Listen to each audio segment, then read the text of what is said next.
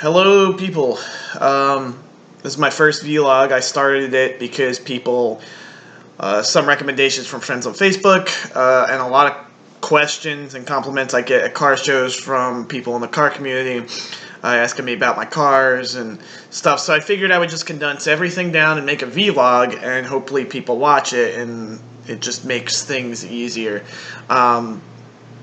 For anybody that doesn't know me, I own a 1989 Honda Civic.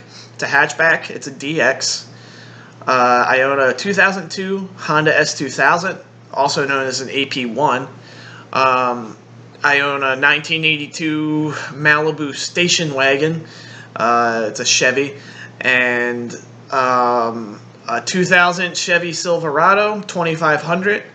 And a 2012, I think, or 2013 Honda Fit. The Fit is my daily driver. So this vlog is going to contain things that's my adventures in the car world. I'll try to keep them short. I'll try to offer knowledge to people and maybe a little bit of history in some of the cars.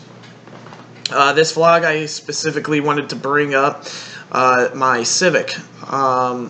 It was my first major build, major overhaul, engine swap. I did a lot of firsts in my car life with that vehicle, and it's got a special place to me.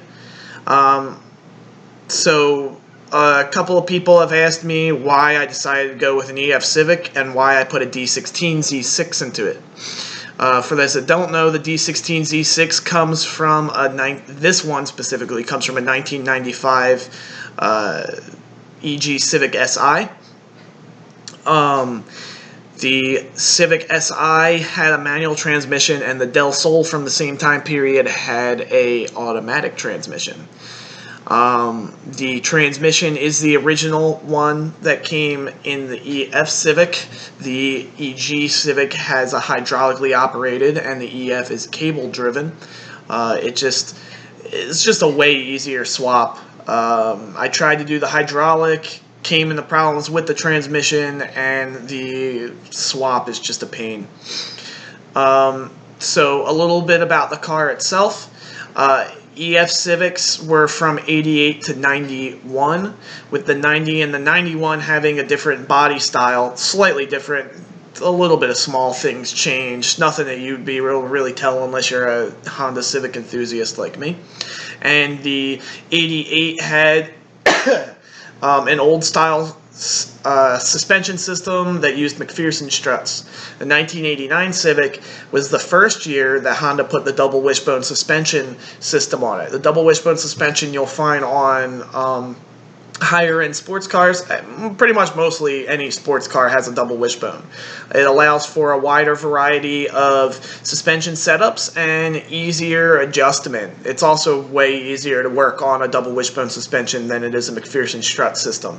I used to own a Mazda 3 back in the day, and that thing was a pain, besides the drive shafts that blew out all the time because Ford's a crappy company.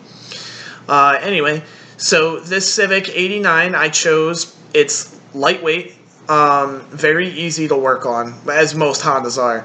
And the 90 and 91 had the stupid automatic seatbelts that when you close the door, the seatbelt goes up and over. And they're just a pain, and they're stupid looking. There's a lot of things I didn't like about it. So this Civic, we bought back in the day, a couple of years ago, I think, like 4 years ago, 3 years ago, a couple of years. The engine that was in it was the original D15 engine, and the D16 that's in it now we bought with the car. The D16 engine sat for a little bit. When I got it rebuilt, they had to bore it .02 over, so the pistons are slightly bigger, a little bit higher compression, nothing too much, but it was enough that I had to put a bigger grounding strap on it to start the engine. So the engine itself is about 125 horsepower is the stock for the D16. This one's probably about 130, 135 with the add-ons. The engine's been completely rebuilt. New rods, pistons, rings, seals, valves, springs, everything is all brand new. The D16 engine is a 1.6 liter, which is the 16, and the D is the engine family.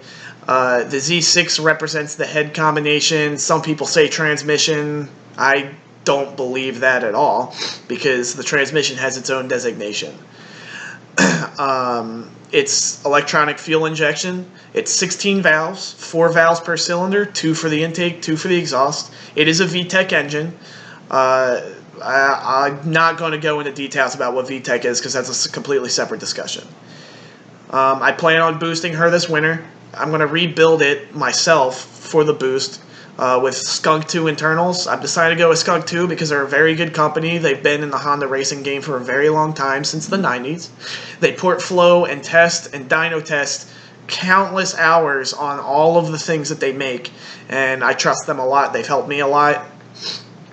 And I use their suspension setup. The suspension on this car that I have is a Skunk 2 front camber adjustable system and the Skunk 2 Pro Series 2 coilover setup, which is one of the best setups you can buy for the EF Civic.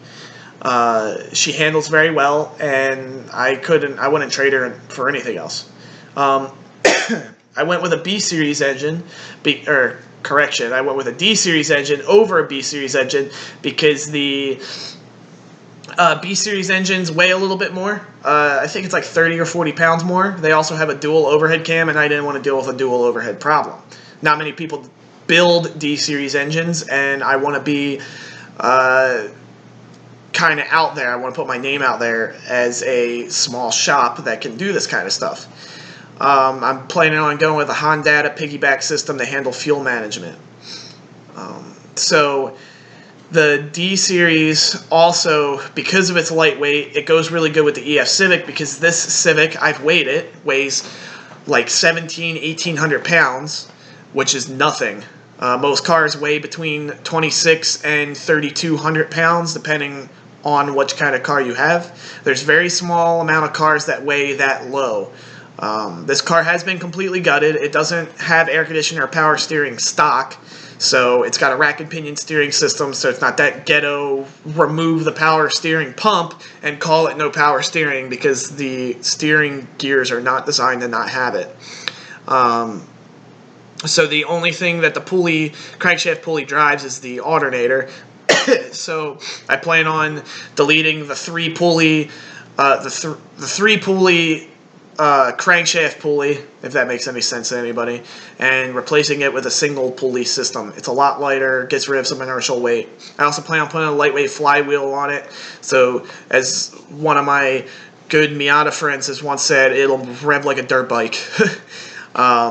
The D16 doesn't have a lot of torque output. I hope to change that with a T3, T4 hybrid turbo setup, about 8 to 12 pounds of boost. T3, T4 is the size of the turbo, with the compressor being a very small compressor, the T3, and the turbine, and then the compressor for the air intake being a T4. So it'll have a high spool up with the compression abilities of the T4 turbo. So the car itself handles very well. It drives very well. It's a very fun car to drive, and it does turn a lot of heads. I get a lot of compliments on it. It has very little rust, even though I'm going to take it to a body shop soon after I completely strip everything out and take the engine back out and everything to get the rust fixed and get her painted. I want to go with a nice midnight purple kind of color. Purple's been like, purple and blacks are kind of like the theme for this car, kind of like a galaxy kind of color combination.